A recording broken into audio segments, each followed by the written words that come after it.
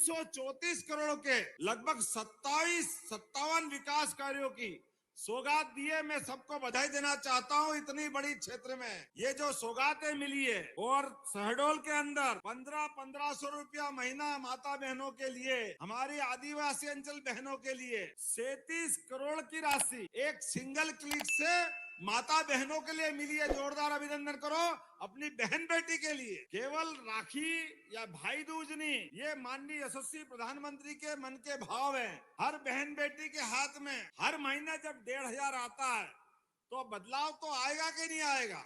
और पेशा कानून के लिए जोरदार ताली बजाओ। गांव के अंदर आप प्रशासन के सारे अधिकारी हैं, आपके सबके सामने सारे विधायक भी सुन लो, सांसद मंत्री भी सुन लो।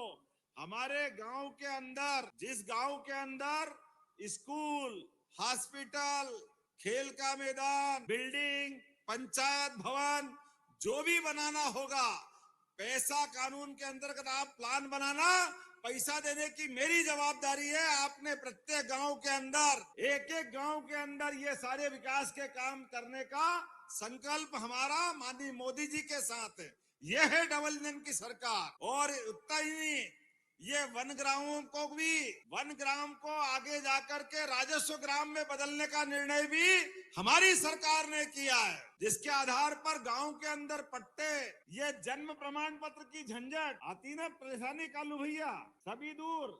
आने वाले समय में इसका समाधान भी हम करने वाले हैं। हमारे अपने बीच में से शासन की योजनाओं का लाभ लेने के लिए जो जो अवरोध आएगा, एक एक अवरोध को हटाने की जवाबदारी हमारी है। मैं आज के इस अवसर पर अपने वन अधिकार अधिनियम, सिकल सेल अनुमन्य, हमारे तो सिकल सेल के लिए तो माननीय महामहिम, देखो ये है यशस्वी प्रधानमंत्री का विजन। माननीय महामहिम के माध्यम से जब आप गुजरात में मंत्री थे, सिकल सेल एनीमिया के माध्यम से हमारे अनुवांशिक बीमारी जो आ रही थी, हमारे कई खानदान, कई कुल खराब हो गए, लेकिन ये बीमारी की तरफ ध्यान दिलाकर सरकार ने पहली बार ध्यान दिलाया। इससे बड़ा उदाहरण क्या होगा आदिवासी समाज को लेके चलने का माननीय मोदी जी का और हमारी पार्टी का भाव। हमने देश के सबसे बड़े पद पे हमारी आदिवासी बहन श्रीमती द्रौपदी मुर्मू को राष्ट्रपति बना के बताया, यह है भाजपा और यह है विकास। इतनी बड़ी आबादी को साथ में लेंगे, उनको बड़े पद पे मत बिठाओ और छोटे मन की बात करो। दोनों बात एक साथ नहीं चल सकती है। हमने तो उधर और मध्य प्रदेश वाले भाग्यशाली है, हमने पहले राष्ट्रपति जी के साथ साथ हमारे महामहिम को भी पाया है। जोरदार अभिनंदन करो। ये हमारी भावना है, ये मोदी जी की सरकार है, ये है 56 इंच वाले की सरकार, जिसके आधार पर जो कहते हैं वो करके दिखाते हैं। सबका साथ, सबका विकास, सबका विश्वास, सबका प्रयास। ऐसे एक नहीं कई सारी बातें मैं बता सकता हूं हमारे इसी क्षेत्र के अंदर। तो आप अंदाज लगा लो, सरकार के बनने के बाद हमने कई सारे निर्णय किए।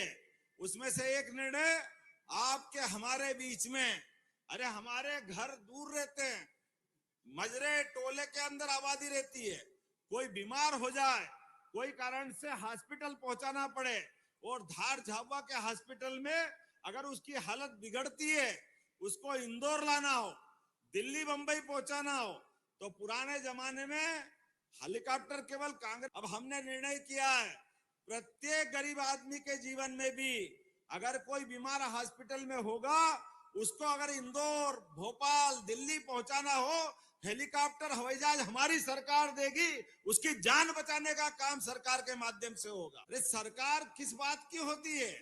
सरकार गरीब, आदिवासी, वनवासी सबको साथ लेके चलने वाली होना चाहिए। और एक बात ध्यान रखना, कोई कारण से हॉस्पिटल में हमारा कोई व्यक्ति भर्ती है और कोई कारण बीमार ऐसा हुआ कि वापस अच्छा नहीं हो पाया, किसी कारण से उसका शरीर, उसका जीवन समाप्त हो गया, अब हमको घर ले जाना है, कैसे ले जाएं? वो पुराने जमाने में कोई हाथ में ले जा रहा है, कोई बैलगाड़ी पे ले जा रहा है, कोई ठेले पे ले जा रहा है। अब इसकी जरूरत नहीं रहेगी। जैसे एम्बुलेंस घायल को हॉस्पिटल ले जाती है, ऐसे प्रत्येक हॉस्पिटल में संवाहन अपन ने दिए हैं, जिससे घर तक पहुंचाने की व्यवस्था सरकार के माध्यम से होगी। ये निर्णय हमारी सरकार ने किया। और ऐसे एक नहीं कई निर्णय, आप में से हम में से सब अच्छी खेती बाड़ी करते हैं, अच्छे काम करते हैं। युवाओं के लिए भी बोलना चाहूंगा, आप में से जो बच्चे पढ़ लिख के आगे बढ़ना चाहते हैं, कलेक्टर, एसपी, कोई बड़े पद पे जाना चाहते हैं, आपने अपने बच्चों को हमारी कोचिंग क्लास के माध्यम से मध्य प्रदेश के अंदर भी और दिल्ली के अंदर भी उनकी सारी कोचिंग का, रहने का, खाने का, ठहरने का सारा पैसा सरकार देगी। उसको आगे बढ़ाना ये हमारी सरकार ने तय किया। हमारी सरकार ने तय किया है हमारे बच्चे बच्ची डॉक्टर बने और फीस नहीं है तो फीस भरने का काम भी सरकार के माध्यम से किया जाएगा। एक नहीं, ऐसी कई योजनाएं हैं, क्योंकि आजादी के बाद जब हम अपनी बिरसा मुंडा जयंती मना रहे हैं तो हमारे हित की बात भी करना पड़ेगी। लेकिन आज समय कम है। मेरी अपनी ओर से तो हमारे लिए बहुत सारी डिमांड आई अपने बीच में से मंच से। सावित्री जी, आप तो माननीय मंत्री हो, आप कहो और हम नहीं माने, ऐसा हो नहीं सकता। लेकिन केवल आप कहोगे ऐसा नहीं है, हमारा पूरा मंच जो कहेगा हम सब कुछ करने वाले हैं आपकी भावनाओं के आधार पर प्रदेश को आगे बढ़ाने के लिए। और अब तो इतना अच्छा समय है, 33% बहन बेटी। बेचारा विराज जो आओ, आप वही बैठो, आप बैठो, आप तो आराम से, आप तो मंत्री बन गई यार। ऐसा लग रहा है क्या जोरदार ठकराइन लग रही है हमारी। जोरदार ताली बजाओ बहन के लिए। क्या भीली ड्रेस पहन के आई है, ऐसा लगता है कि भारत सरकार के मंत्रिमंडल की शोभा कैसी बढ़ना चाहिए। मुझे इस बात की प्रसन्नता है, आने वाले समय में हमारे बीच जैसे हम फसलों के ऊपर बोनस देते हैं, गेहूं के ऊपर, बाकी पे, अभी सोयाबीन के खरीदी केंद्र खोले एमएसपी पे, लेकिन आने वाले समय में भी ये शहर शहर के अंदर जो गौमाता गली गली घूमती है, इसके लिए, इसकी जान बचाने के लिए हमारे द्वारा गौशाला खोली जा रही है बड़ी बड़ी, जहाँ गौशाला में बीमार, अपाहिज, लावारिस गाय माता को वहां रखेंगे। और हमारे आदिवासी अंचल में जो अपने घर के अंदर पशुपालन का काम करते हैं, कौन कौन करते हैं, हाथ खड़ा करो जिनके घर में गाय भैंस दूध का इंतजाम है, इधर भी हाथ खड़े करके बताओ।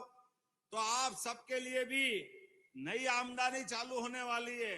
आपसे सरकार दूध के साथ बोनस देने का काम भी हमारी सरकार करने वाली है, बोनस, ताकि आपकी आमदनी बढ़े। दुग्ध संघ के माध्यम से हर एक व्यक्ति का जीवन स्तर बदले।